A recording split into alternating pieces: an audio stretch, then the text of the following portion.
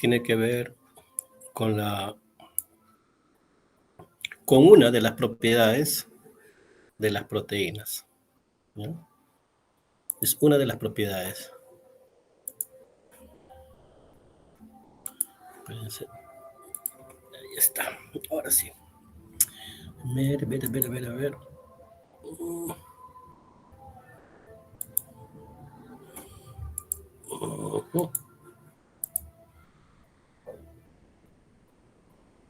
Ocultar. Eso es lo malo del Meet. Que te bota esto. Ya. Ya está. Ahora sí. ¿Se puede ver la pantalla compartida? ¿Me confirman? Sí, profesor. Muy bien.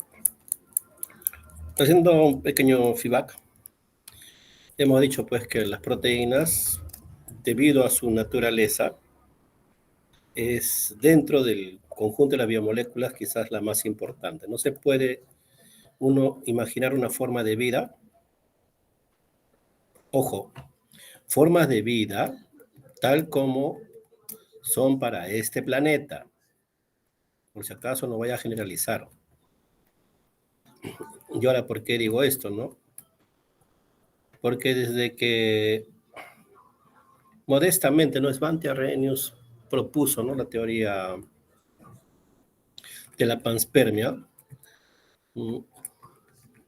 y otros pues han trabajado con la cosmozoica y demás, ya en la década de los 60, 70, dándole un mayor valor, ¿no? Tenemos a divulgadores científicos, ¿no? De talla internacional, como el famosísimo doctor Carl Sagan, ¿no? Que hace una defensa, ¿no? De la posibilidad de que seamos producto, pues, no de un origen endógeno, sino un origen exógeno de las formas de vida de este planeta, basado, pues, en hipótesis netamente científicas y otras, pues, matemáticas, como por ejemplo, ¿no?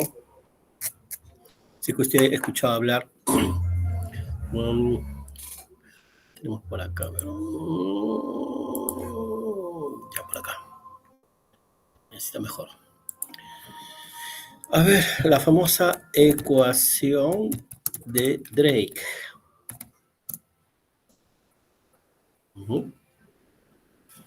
Bien. Se puede resolver. Una forma bastante sencilla de la ecuación de Drake. Bueno, la 1.0 lo hizo Carl Sagan, ¿no? Y la 1.0, pues Francis Drake. 2.0, 1.0. ¿Qué es la famosa ecuación de Drake?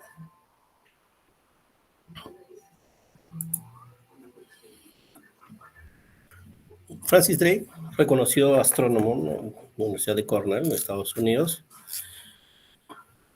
utilizando parámetros dentro de la astrofísica y teoría cosmogónica y demás, empleó ciertas variables para hacer el posible cálculo de civilizaciones extraterrestres, ¿no?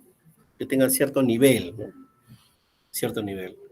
Y pues solamente para la Vía Láctea, para nuestra galaxia, la Vía Láctea, encontró un aproximado de 10 civilizaciones, teóricamente hablando, inteligentes, ¿sabes? Estos son los valores que toman, ¿no? Un número total de estrellas capaces de albergar planetas, lo que corresponde a cantidad de estrellas que tienen sistemas planetarios, porque no todas las estrellas tienen planetas, y factores como eso, ¿no? Planetas con vida inteligente, valores tentativos, y encontró 10. Eso da sobre la base, ¿no? Francis Drake utiliza una base que es de otro científico, también de la misma rama de astrofísica, ruso, que también produce una ecuación, pero le pone como escala, ¿no? La escala de Kardashev. Ahí, ahorita está en el tipo 9 ya, creo yo. Bueno, para que más o menos tengan algo de cultura general en este aspecto, ¿no? La famosa escala del científico ruso Nikolai Kardashev, ¿no?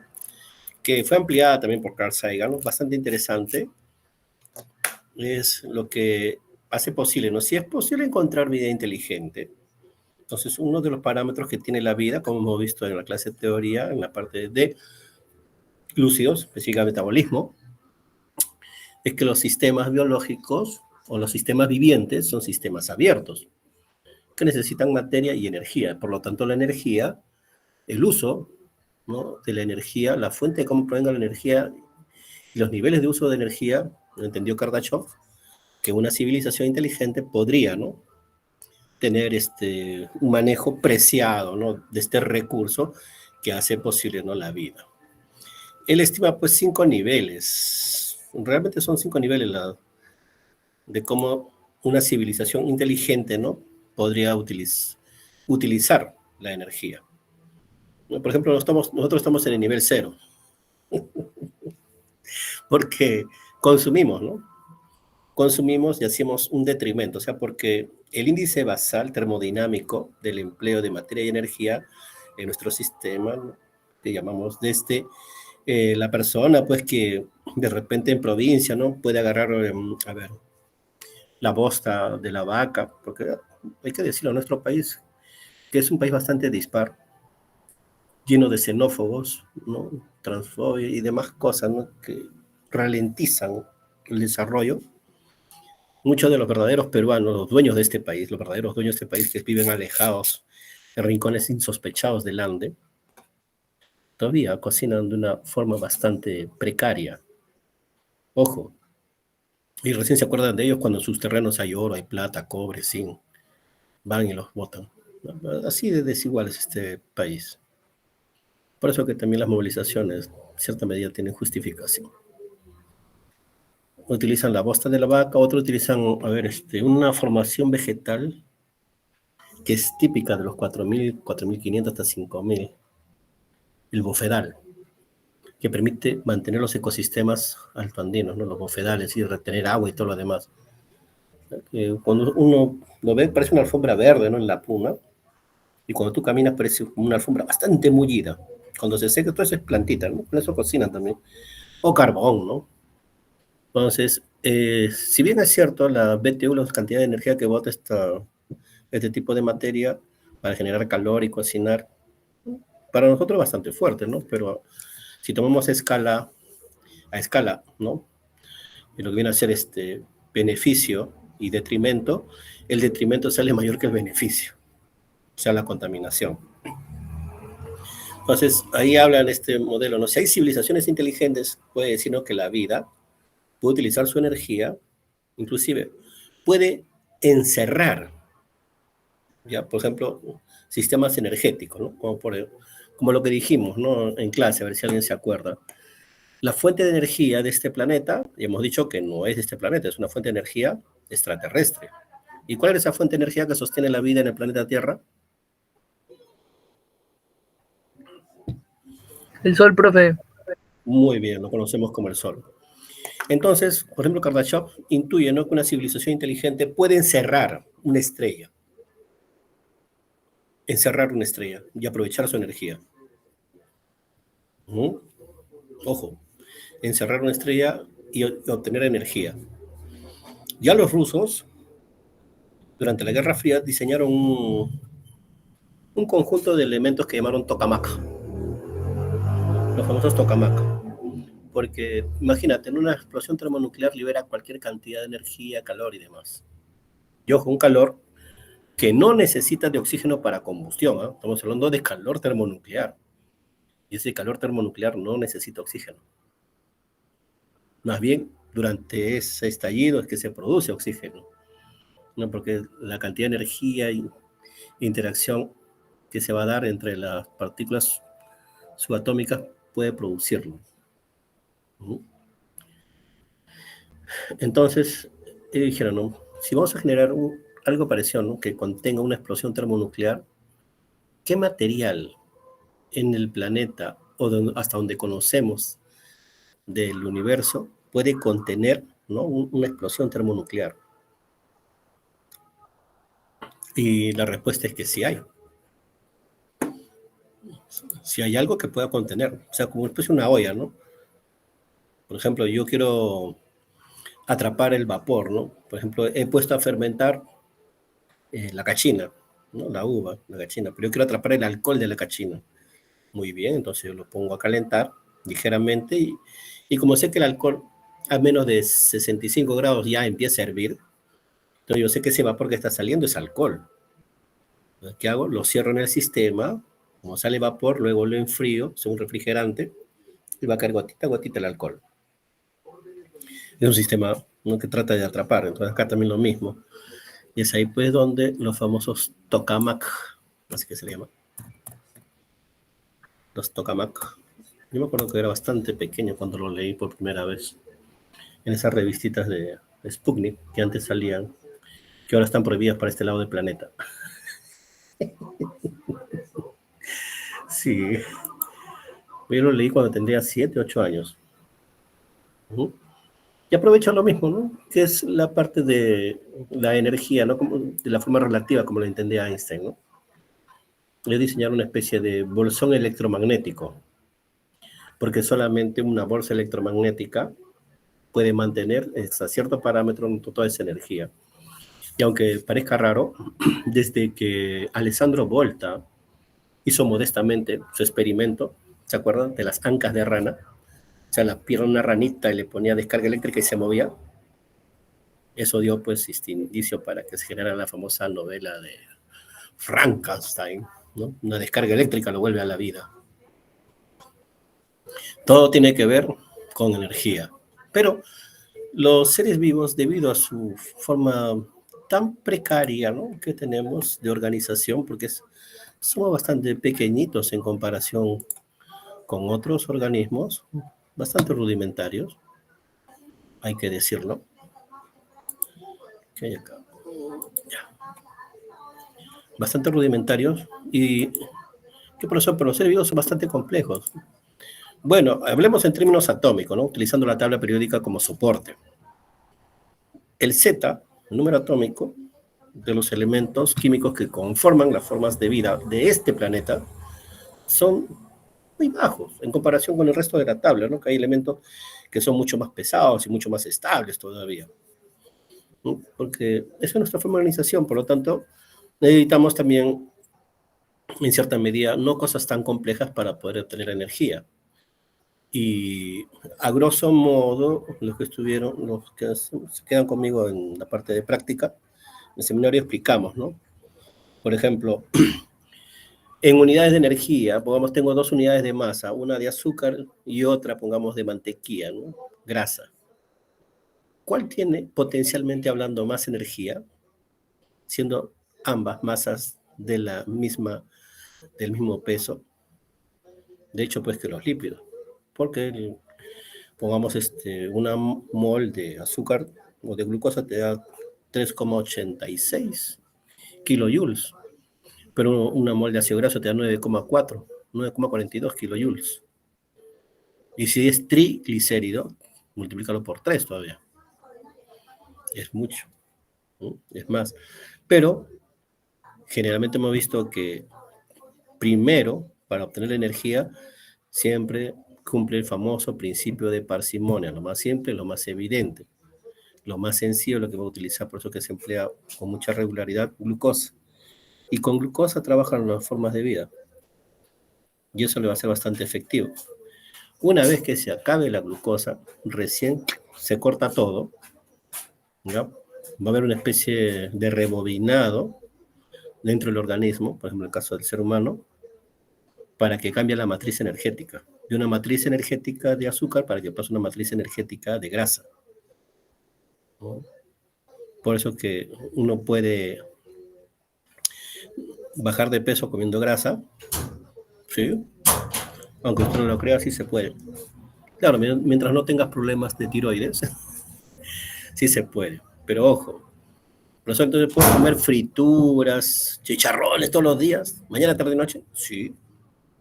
Pero no creo que usted aguante, ¿no? Una persona común y corriente no va a aguantar. Pero, profe, ¿puedo comer huevo frito, carne, churrasco? Sí, sí, sí, sí, sí. ¿Papas fritas? No, papas no. ¿Ensalada? Ensaladas no. ¿Canchita, arroz? No, nada de azúcares. ni ensalada, ni verdura, solamente carne y grasa. Carne y grasa, carne y grasa, nada, nada que una canchita, que un motecito para acompañar mi chicharrón, no, ni ensalada, nada. ¿Qué va a hacer su cuerpo? Inmediatamente va a empezar a quemar azúcar, porque lo primero que se quema es azúcar, es ávido por azúcar, es más fácil de combustionar. Y eso debido a que cuando hicimos la parte de bioenergética, hemos visto que la ruta en la respiración aeróbica que termina, ¿no?, en las crestas mitocondriales, su inicio modesto está en el citosol a nivel anaeróbico. Y esa forma, que le llamamos nosotros glucólisis, o la famosa vía de Ender, Meyerhoff y Parnas, porque al último a veces ni lo mencionan porque era de la India, que viene a ser lo mismo, ¿no? Pero es para bacterias, la famosa glucólisis bacteriana. Ese proceso, las enzimas son casi equivalentes, tanto en eucariotas como en procariotas. Pareciera que los procariotas han donado esta primera fase de la producción de energía. Claro, modestamente 2 ATP, ¿no?, de forma neta, modestamente, ¿no?, pero suficiente para una forma unicelular. Ahora, cuando Margulis explica, ¿no?, y tiene toda la razón, aunque hay puntos débiles en sus obras, específicamente en la última, ¿no?, que se llama Captando Genomas, del 2012, la traducción que fue al español, porque es el primero en inglés, dio una conferencia en España, me acuerdo, 2008, Universidad de Oviedo, creo, en Valencia. Y ahí pues explicó esto, ¿no?, que nosotros por lo regular, y se evidencia a nivel génico-molecular, que todas las formas de vida, entre las que están presentes y las extinguidas, y quizás las que vendrán a futuro, no es el producto de una evolución por competencia, de una lucha descarnada de la supervivencia del más apto, y típico, ¿no?, de la parte darwinista y neodarwinista. Quizás por eso que hubo una rivalidad, pero así mortal, que inclusive los seguidores de Margulis la mantienen frente a esa teoría, ¿no?, del neodarwinismo y del darwinismo clásico. Lucha por la existencia, no, o evolución por cooperación. Pero de Margulis es mucho más fino, porque es una evolución en cooperación a nivel molecular y que se va a generar a nivel de la fragua, ¿no?, la fusión de genomas. Es por eso que, en el caso nuestro, hemos adaptado parte de esa primitiva vida que alguna vez fue procariota y pasó a nosotros en la famosa ruta de la glucólisis. Y es por eso que las células, ya en el caso de los animales, siempre, pero siempre en el grueso de ellas, lo primero que va a metabolizar es azúcar. Así haya grasa, y la grasa le proporcione mayor cantidad de energía, va a optar primeramente por lo más sencillo, porque fue lo primero que se pudo dar, fue una forma más sencilla de poder trabajar. Ahora, ¿no?, si estamos hablando de energía, de procesos y demás, ¿qué es lo que hace posible toda esta gran versatilidad? Ojo, versatilidad en la cual las formas de vida, a pesar de su precariedad a nivel atómico, ¿no?, porque está hecho de átomos de un Z bastante modesto, logren hacer hazañas tan enormes. Es decir, gracias a que apareció en la evolución molecular, estamos hablando ante los albores de la previda, ante los albores de la previda, antes que usted conciba pues lo que hablaba Oparín del coacervado, el progenote, el arquigenonte, que es mucho más antiguo que los coacervados, hablando pues de esa línea de sucesión, ¿no?, de las protoformas de vida, tuvo que aparecer algo especial, ¿no?, que fue no solamente parte de su estructura, y hemos dicho pues que las proteínas cumplen muchas funciones, entre ellas la estructural, sino también una de esas funciones logró darse quizás no dentro del azar, y es más que probable que eso haya ocurrido debido a la versatilidad de uniones de sus elementos base. Vamos hablando de los aminoácidos. Porque yo puedo tener, por ejemplo, un péptido de 30 aminoácidos, ¿ya?, y solamente se respeta el primero. Y hemos dicho que toda proteína empieza con ¿qué aminoácido? Porque eso viene del código genético.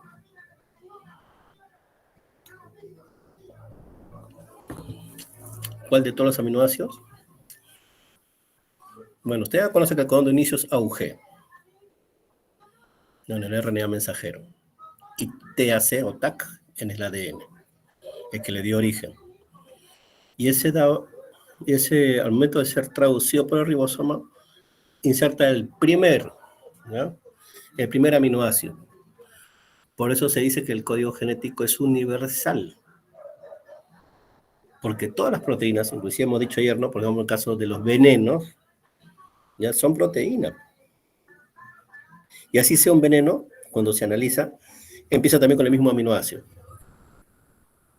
MET. ¿Qué aminoácido es?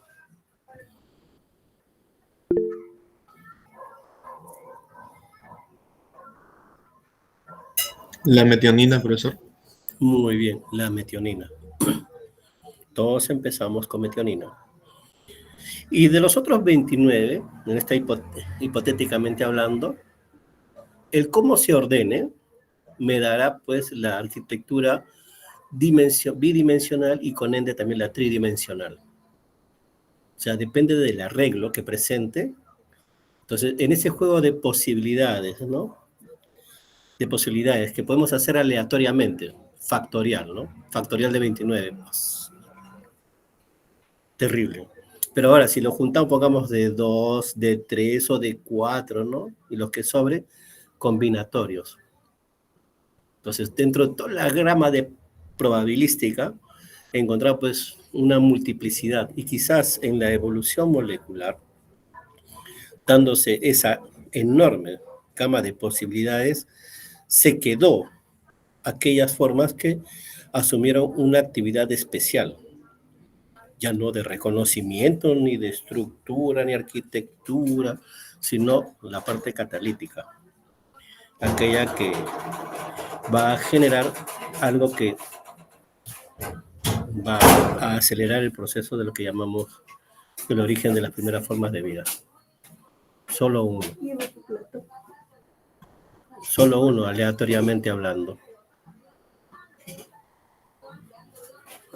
Y esa posibilidad pues de origen a las famosas enzimas. Enzimas, sí. Porque generaron algo que no existía antes de ello. O que existió y sigue existiendo, sí, pero fue otra molécula, ¿no? Y es justo la que va a aportar la información para generar proteínas y enzimas. El RNA. Los capítulos de evolución molecular se conoce algo llamado premundo eRNA. Premundo eRNA. O premundo ARN. Es indiferente.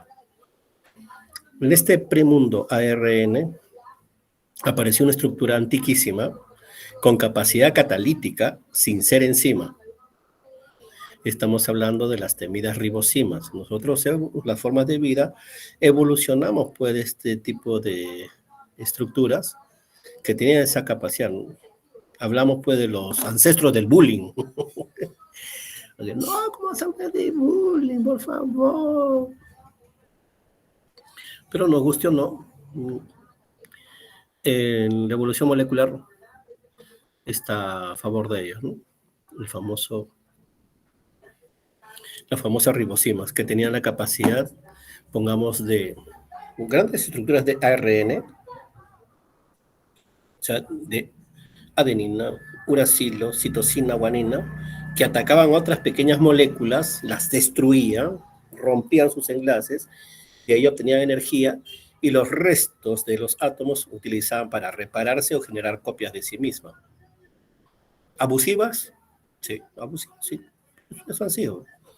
Entonces, cuando por defecto esas combinaciones aleatorias, ojo, combinaciones aleatorias, y de eso ya han habido experimentos también en el origen de la vida.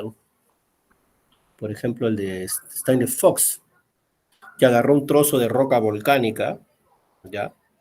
Que queda del magma, excavó, agregó aminoácidos y algo de agua, y lo metió a un horno a una cierta temperatura por una cantidad de tiempo. Después sacó, ya no era agua, sino que era una mezcla media pegajosa, y cuando analiza, había encontrado péptidos. ¿Qué había pasado? Interesante. Sin la necesidad de alguna enzima, ¿ya? De forma natural, esos aminoácidos se habían unido, se había generado enlace peptídico, quizás catalizado por los iones que están presentes en esa roca magmática, más la variable pues, de tiempo, temperatura y algo de presión, generó pues que esos aminoácidos que están separados formaran pequeños péptidos aleatoriamente. Las posibilidades de que en algún momento eso haya ocurrido son bastante altas, no son nada empíricas, son bastante altas. Pero tiene bastante sustento. Y es ahí pues donde la vida empieza a catalizar. ¿Por qué? Porque las enzimas lo que hacen es esto, ¿no? Cuando hablamos de biocatalizador, es un acelerador de algún tipo de reacción. Lo que aleatoriamente pongamos para que 3 aminoácidos, ¿no?, puedan unirse en el espacio y el tiempo, podrían pasar eones, ¿eh? Podrían pasar eones. Y quizás ni siquiera se junten esos 3, ¿eh? Estamos hablando solamente de 3 miserables, ¿eh? Quizás con la famosa teoría del caos, ¿no?, que habla pues de un principio continuista, que habla, ¿no?, una clásica, ¿no? Usted encierra una manzana en una caja, a pasar el tiempo se va a desintegrar y se pasan millones de años, de nuevo se va a reconstituir, y después de un tiempo, ¿no?, muy grande, usted puede volver y encontrar otra vez la misma manzana. La famosa teoría del universo oscilante, que también matemáticamente es posible. Pero si dejamos de lado la otra parte, ¿no?, es que si lo vemos, necesitaría un espacio de tiempo extremadamente gigantesco. Periodos cósmicos. Periodos cósmicos, por ejemplo, solamente para que usted se dé cuenta, nuestra Vía Láctea, que tiene 100.000 por 10.000, en esa elipse, nuestro sistema solar, que está en un rincón modesto de toda esa enorme cantidad de estrellas y demás cuerpos, ¿ya?, demora más o menos 325 millones de años, con un periodo de oscilación de cada 11 años que sube y baja en eso. Es uno de los tantos movimientos que tiene, pero se demora 325 millones de años en darle una vuelta completa a la Vía Láctea, de la posición que se encuentra. Eso quiere decir que si retrocedemos en el tiempo, nos encontraríamos cuando en el Devónico, ¿ya? Y todavía ni siquiera hubieran aparecido los dinosaurios, si retrocediéramos en el tiempo, solamente para un giro nada más, para que vea usted las distancias y tiempos astronómicos, las posibilidades que pueden ocurrir. Las enzimas, cuando aparecieron, hicieron posible algo, la aceleración de procesos. Este tipo, lo más básico, reacciones químicas. Con algo especial, que se menciona aquí, la última línea. Eficiente y específica en condiciones, bajo ciertas condiciones. Y bajo esas ciertas condiciones que son necesarias, esas entidades proteicas aceleran una reacción, convierten un proceso. Es lo más interesante. Pioneros de esto, bueno, vamos a tener a Bachner, Sumner y el honrísimo, gran personaje bautizado, ¿no?, J.B.C. Haldane, ¿no?, uno de los que también habla acerca del origen de la vida en el siglo XX, el gran Haldane. Porque ellos estaban bien afincados, ¿no?, acerca de que fueron las proteínas aquellas que pudieron dar origen a las formas de vida. En la actualidad tenemos otras teorías que también tienen fuerza, por ejemplo la teoría de la playa radiactiva y demás. Pero hasta su tiempo, ¿no?, estos grandes pensadores, científicos y también pensadores, atisbaron sobre la base pues, de los hechos, lo que está ocurriendo, y con un sustento probabilístico, lo que quizás pudo haber sido. Sobre esta base. Diferencia con los catalizadores químicos, ¿ya? Por ejemplo, un ingeniero químico quiere producir algo, pongamos pinturas, ¿no? Algo, ¿no? Es que se ve en el mercado, pinturas. Entonces, para que tenga su producto, necesita insumos, ¿sí o no? Insumos. Los insumos con otros vamos a llamar sustratos. Y ellos tienen que reaccionar en un ambiente especial. Ese es un reactor químico. Y tienes que darle ciertos parámetros, ¿no? Parámetros que termodinámicamente usted conoce, pues, del capítulo de química, cuando está en la academia, ¿se acuerda del capítulo de química donde llevaba gases? ¿No? La constante de Boltzmann, 0.084. ¿Se acuerdan o no? La famosa constante de Boltzmann para los gases, cuando hacían su capítulo, gases húmedos, gases secos. Recordando su tiempo de piraña ahí en la academia. ¿Se acuerdan o no?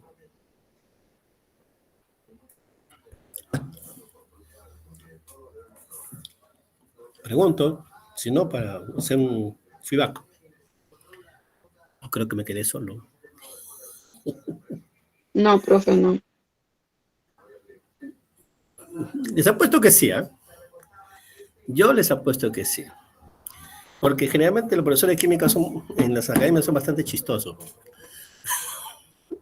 No me equivoco. Dígame. Pavito Ratón, tal vez. ¿Ah? Había uno que era PVT. Ajá, muy bien, muy bien. Gracias, señorita. Muchísimas gracias.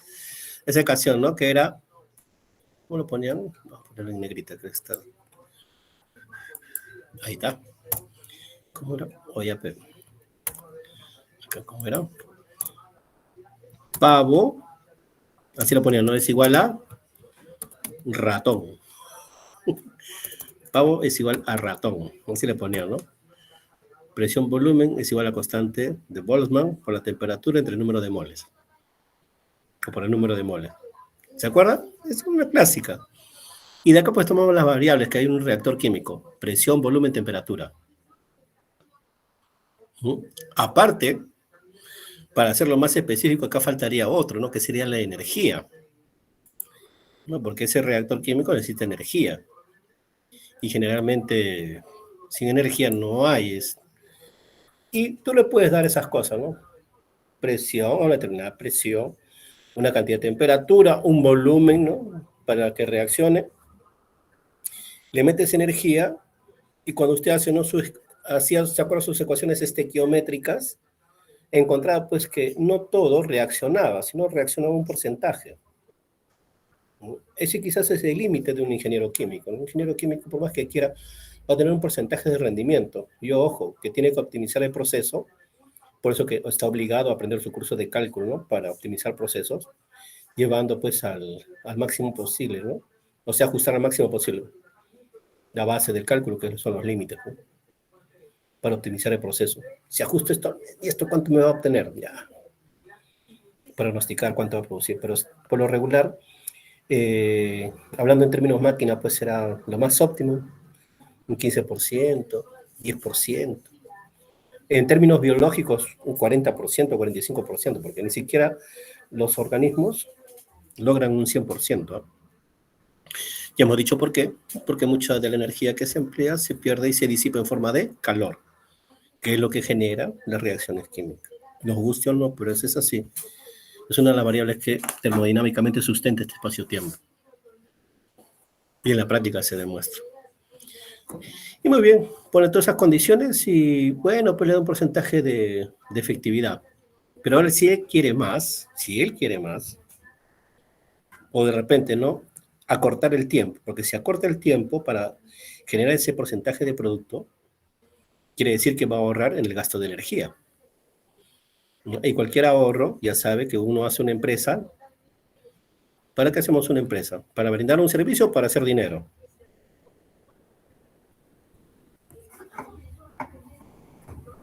¿Para qué se hace una empresa?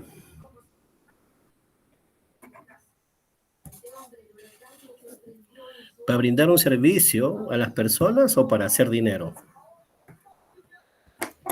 Para ser rentable. Claro, pues entre gitanos no nos salen las manos. Pues. Aunque no falta por ahí algún chistoso, chistosa que hace, ¿no? Su coach. No, pues sí tenemos que brindar un servicio al público, a la empresa. No, eso ya para gachos ya. La verdad es así, ¿no? Para hacer dinero. Y si tú puedes ahorrar dentro del proceso un punto o 2 puntos o algo más dentro de todo el protocolo, eso significa optimizar ganancia, ¿no? Es ahí pues donde entran los catalizadores. De repente, ¿no? Se da cuenta que, si bien es cierto, le pongo tanto sustrato, le doy energía, temperatura, pero necesita algo que acelere, ¿no? Para recortar el tiempo y gastar menos energía. Entonces, de repente, si le pongo iones metálicos, o de repente le agrego otra sustancia, se acorta ese tiempo y me da el porcentaje que quiero de producto. Muy bien, eso es un catalizador. Aquella sustancia que va a producir, va a cortar el tiempo de producción. Pero las enzimas son biocatalizadores. Las enzimas no alteran el punto de equilibrio químico de una reacción reversible, sino solamente cambia su velocidad. ¿Ya? Por eso estoy haciendo el ejemplo con el caso del ingeniero químico. Él está en el reactor, ¿ya? Y él necesita atenuar el gasto de energía, o sea, disminuir el tiempo. Utiliza un catalizador, que puede ser una sustancia X, puede ser un ion metálico, no puede ser una sustancia orgánica para generar el producto deseado, aquello que va a vender. Si abarata costos, maximiza las ganancias. Por eso, difieren los catalizadores en ser de origen biológico, ¿ya? Aunque algunos de estos pueden utilizar, ¿no? iones metálicos, como en el caso de los catalizadores, pero eso es su mínima expresión. Y que a diferencia del ingeniero químico, acá en el Perú no existe. Ojalá algún día las universidades pongan, porque es rentable, ¿no? Ingeniería enzimática.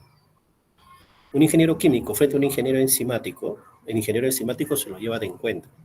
Porque una vez que el ingeniero químico termina de generar su producto, igual que usted, que hacía sus ecuaciones, ¿no? de balance estequiométrico, no te daba un 100% de rendimiento, o sea, generaba un porcentaje de productos que no eran los deseados, pero que tenía que desecharse. Y limpiar otra vez el reactor para colocar nuevos sustratos y demás, para generar el producto. Y esa parte que no reaccionó, profe, ¿se puede utilizar? Ya no, ya no. En química eso ya no vale. Y el tampoco no, porque ya reaccionó y también se tiene que eliminar. La ventaja que tienen los biocatalizadores es que la enzima que acelera el proceso puede ser reutilizada tantas veces como uno quiera, mientras no se alteren las condiciones ideales que vamos a ver que necesita para que pueda seguir trabajando. Es más rentable. Por eso que firmas transnacionales de bioingeniería producen cosas que son muy rentables, ¿ya? Muy rentables. Y antes de seguir, voy a dar un ejemplo. Esta empresa está presente en más de 90 y tantos países, más de 100 países ya creo que está. Sus productos, usted lo puede encontrar desde cualquier pueblo joven, cualquier casita que tenga, aunque sea una bicharra que cocine ahí con... Bicharra, unas cocinillas que le pones gas, no le pones gas, le pones carbón, ¿sí? Porque así en algunas zonas de Lima, ojo, de Lima, urbanos marginales, por ejemplo, los cerros de Coyique, San Genaro, ¿no? Tan alejados, ya, mismo Coma, Luciana, arriba del kilómetro 26, pasando Trapiche. Hay personas que todavía cocinan así, ¿no? Y en esa cocina modesta, usted va a encontrar su producto. Y también lo puede encontrar, pues, en la cocina pues, de los hoteles como el Hilton, ¿no? Como el Marriott, Sheraton. Ojo que ellos van a comprar por toneladas el mismo producto. Y también lo puede encontrar, pues, en las firmas de crucero, ¿no? Porque los cruceros también tienen sus enormes cocinas para todos los comensales que llevan, ¿no? De viaje por el Caribe. O sea, lo puede encontrar en cualquier lugar. Y no solamente produce eso, ¿no? Que usted lo conoce como el famoso toquecito del sabor. Eso que le da más sabor a tus comidas. Sa, sa, sa. Y ojo, lo estoy haciendo comercial porque no me pagan por el cherry.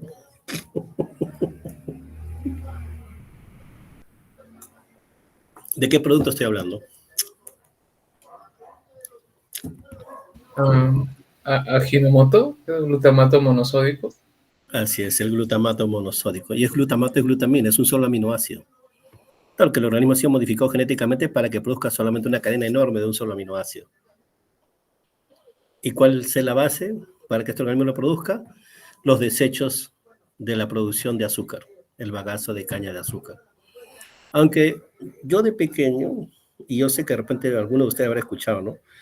Porque los viejos siempre hablan, pues, no, el Ajinomoto hace daño porque está hecho de huesos, ¿no? Huesos de perro, de gato, de pescado, de gente, lo meten para hacer Ajinomoto. ¿No? Por ejemplo, mi madre, que es anciana, hasta el día de hoy piensa que el Ajinomoto está hecho de hueso. Pero te pones a pensar, ¿no? Si es un producto que, ojo, se vende todos los días, ¿ya? Y parece mentira, entre las ventas grandes y las ventas chicas, la venta de hormiga se suma con cualquier cantidad de dinero.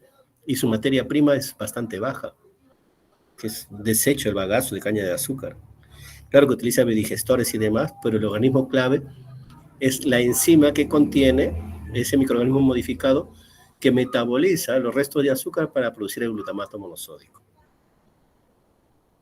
Y claro que Ajinomoto no solamente produce, la firma no produce solamente glutamato, sino también produce otro tipo de sustancias bases que se emplea en la industria farmacéutica, suplementos y demás. Y su base es la ingeniería enzimática. Por eso que la ingeniería enzimática ha progresado enormemente. Y con ello, pues, la tipificación para reconocimiento. Por ejemplo, hay enzimas que tienen un nombre bastante grande, enorme, pero hasta mencionar el nombre he preferido utilizar codificaciones. Por ejemplo, acá, lo normal es que a toda enzima se le agregue el sufijo asa. Por ejemplo, acá, glucosa, fosfato, transfiere asa. Una glucosa fosfotransferasa. Es una enzima que transfiere fosfato a la glucosa. Glucosa fosfotransferasa, o también conocido como exoquinasa. Pero, según la nomenclatura actual de la Comisión de Nomenclatura Enzimática, ¿no?, del Códex Internacional de Bioquímica, sí, porque hay ya tipificaciones, no está estandarizado, que nos guste o no, viene codificado, ¿no? Por ejemplo, cuando usted va a la biblioteca y pide un libro, va a ver, pues, que en el lomo del libro tiene letritas y tiene números. Si es que usted ha llevado un curso modesto, ¿no?, de metodología del trabajo universitario, la persona que le enseñó le habrá dicho, ¿no? ¿Sabes qué? Cada letra y cada número corresponde a una rama del conocimiento humano.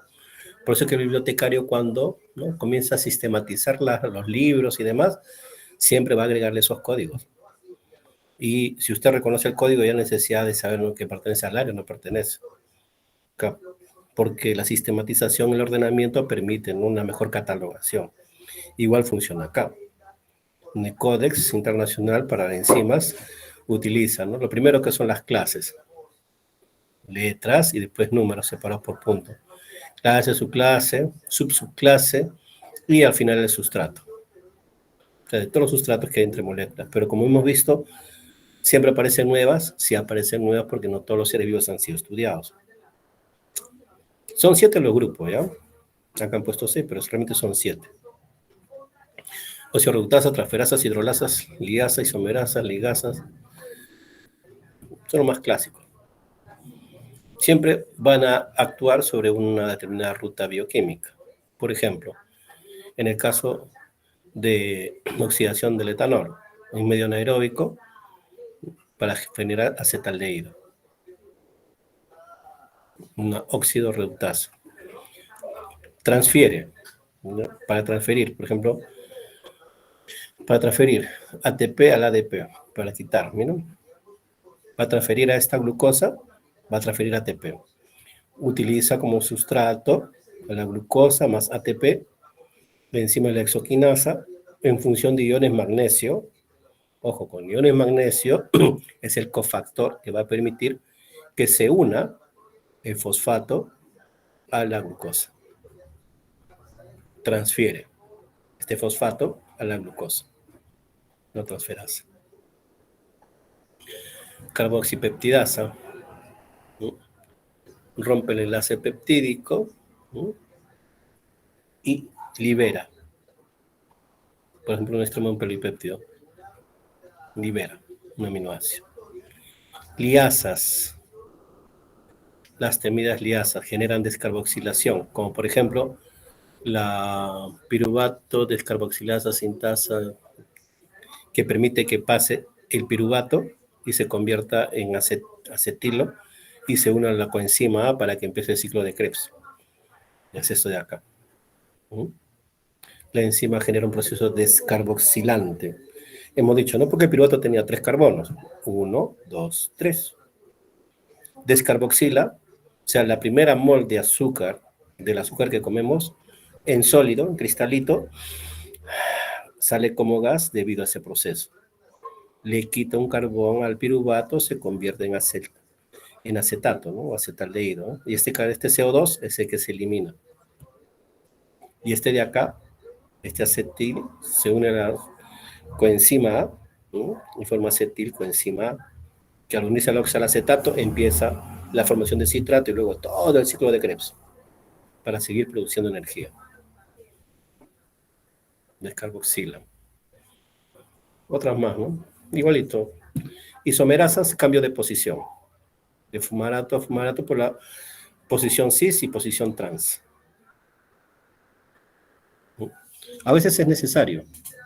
Algunas moléculas lo necesitan, ¿no? Por ejemplo, las formas L y las formas D. L de levo y D de dextro, ¿no? Dextro con giro a la derecha y levo con giro a la izquierda, ¿no? Levo viene de enemigo, ¿no? Leviatán.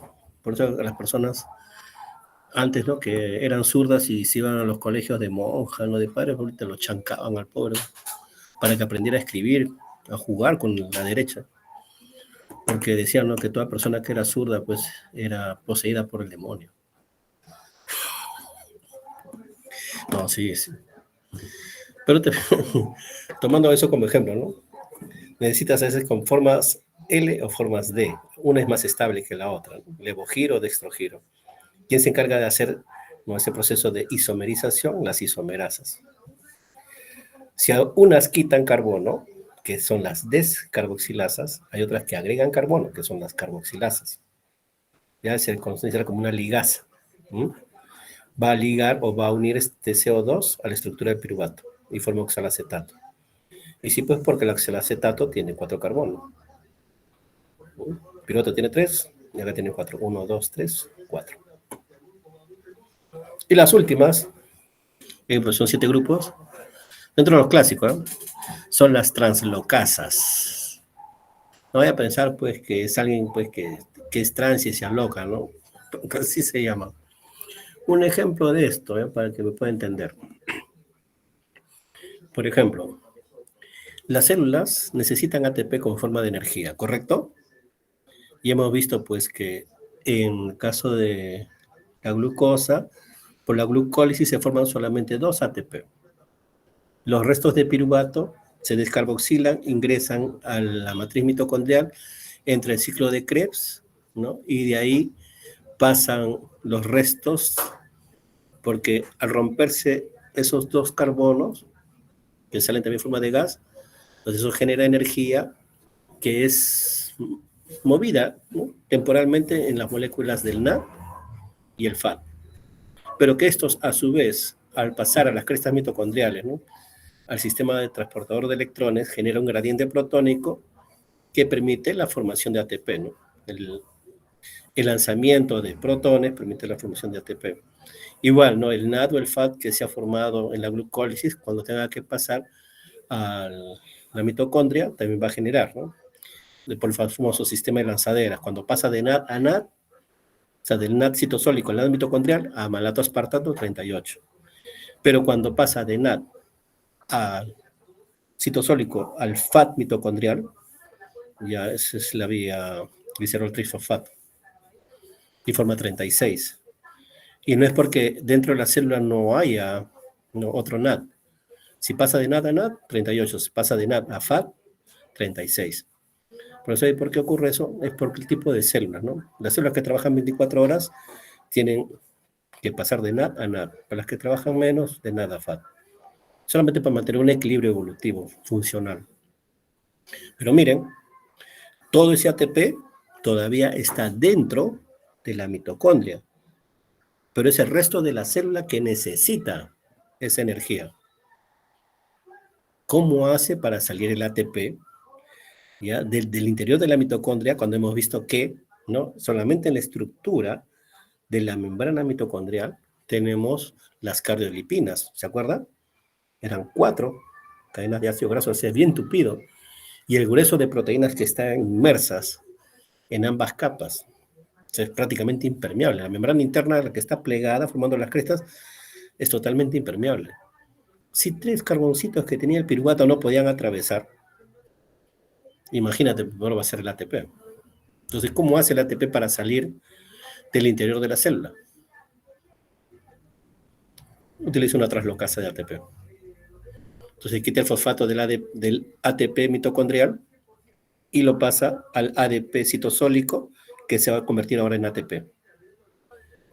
Igual, ¿no? Por ejemplo, en el caso de la síntesis de proteína, ¿no? Tienes tu RNA mensajero para que se mueva el sistema, para que corra, ¿no? Corriendo cada triplete, ¿no? Del RNA. ¿Quién hace que se mueva todo eso? Una translocasa. Se encarga de ese movimiento. Son 7 grupos, ¿ya? El funcionamiento de enzimáticos. Algunas enzimas, para ser más eficientes, necesitan de cofactores, que pueden ser iones metálicos o vitaminas. ¿Sí, profesor? Sí. Por ejemplo, nosotros tomamos vitaminas en la dieta. No es que no produzcamos vitaminas, sí las producimos, pero no es la cantidad que a veces nuestro metabolismo requiera, sino que lo producimos por debajo de lo normal. Es por eso que en la dieta no deben faltar, ¿no? Estas sustancias que van a optimizar. Profesor, ¿por qué llama optimizar? Porque sin eso no puede funcionar. No, sí funciona, pero no funciona al rango óptimo, sino en un rango menor. Es como si estuviera desganado, ¿no? Así lo hace, pero bueno, pues, por cumplir. ¿No? Como un trabajador, no lo hace por cumplir. Pero, oye, sí, a ver qué te voy a dar, te voy a pagar un poco más. A ver, luz para mis ojos, toma. O sea, le entregamos este cofactor en una. Al toque nomás, desarrolla todo. Multiplica cientos o miles de veces su capacidad mientras actúe. ¿Y cómo es que actúan estos cofactores? Sencillo, ya hemos dicho pues que las enzimas son proteínas que tienen estructura 3D. Y en ese ordenamiento de la secuencia de aminoácidos, va a tener lugares donde reconoce al sustrato y otros lugares donde actúa. Entonces, muchas veces el lugar donde actúa, para optimizar, para que cambie regularmente la forma 3D, para que cambie la forma 3D, hacerla más óptima, necesita a veces iones metálicos, como lo que está viendo acá. Cobre, fierro, potasio, magnesio, manganeso, molibdeno, níquel, selenio, zinc. Porque una vez que ingresa, modifica la estructura y la optimiza. ¿Debido a qué? Debido a que tiene capacidad de carga. Y esto es solamente una de las tantas, ¿ah? Porque a veces el ion cobre puede actuar sobre mucho más grupos de enzimas, no solamente sobre la citocromoxidasa, ¿no? Por ejemplo, en el caso de la reparación del ADN, los fingerprints, los dedos de zinc, utilizan como promotor al cobre. Las integrinas, ¿no? Que permiten actuar para aletargar, ¿no? El desarrollo de una célula cancerígena, porque se ha encontrado que los receptores, generalmente de bisagra, están condicionados por iones zinc y selenio. Si no hay, se aperturan para cualquier otro tipo de promotor cancerígeno, pero si están ahí, se cierran, lo bloquean. Por eso que es necesario en la dieta. Funcionamiento enzimático, ¿cómo funcionan? Los complejos, tenemos las famosas coenzimas, que son vitaminas. Pero a veces algunas necesitan grupos prostéticos o grupos alostéricos. Y la unión se conoce como holoenzimas. Cuando están sin grupo prostético alostérico, se le llama apoenzima. Están desganadas, todavía no está completa. Una vez que tú le agregas el cofactor, pasa una forma optimizada y eso se le llama holoenzima.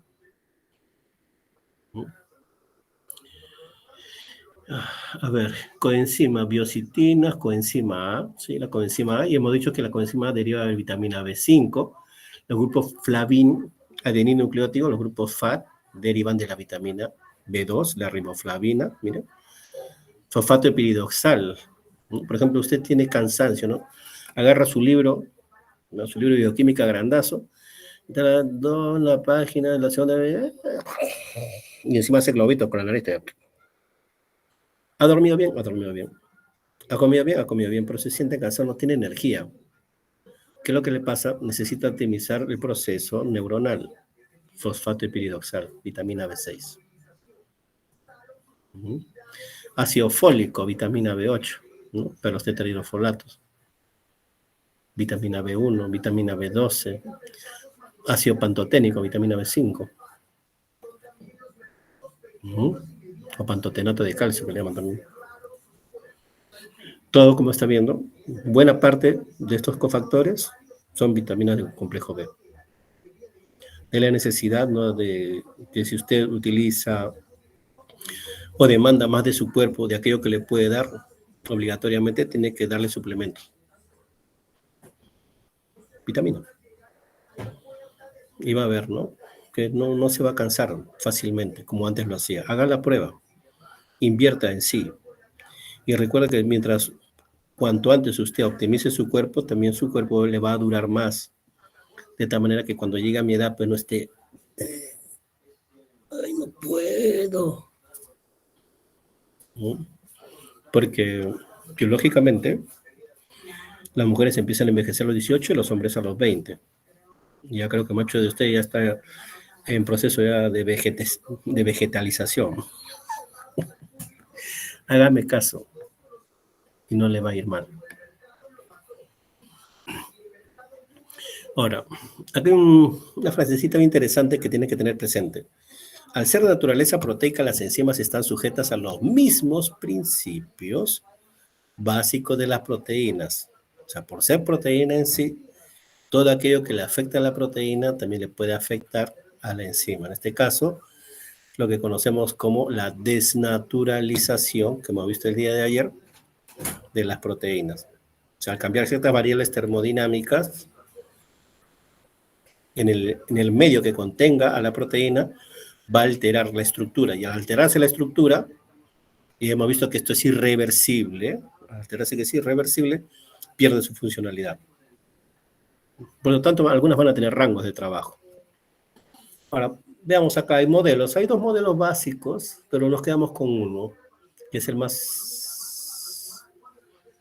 Es el que tiene mayor aceptación porque teóricamente y también en la práctica, en ingeniería enzimática, los parámetros que se obtienen se pueden calcular y al hacer la comparación, ¿no?, entre error por defecto, error por exceso, error teórico, error práctico, prácticamente tiende a ser menor del 5%.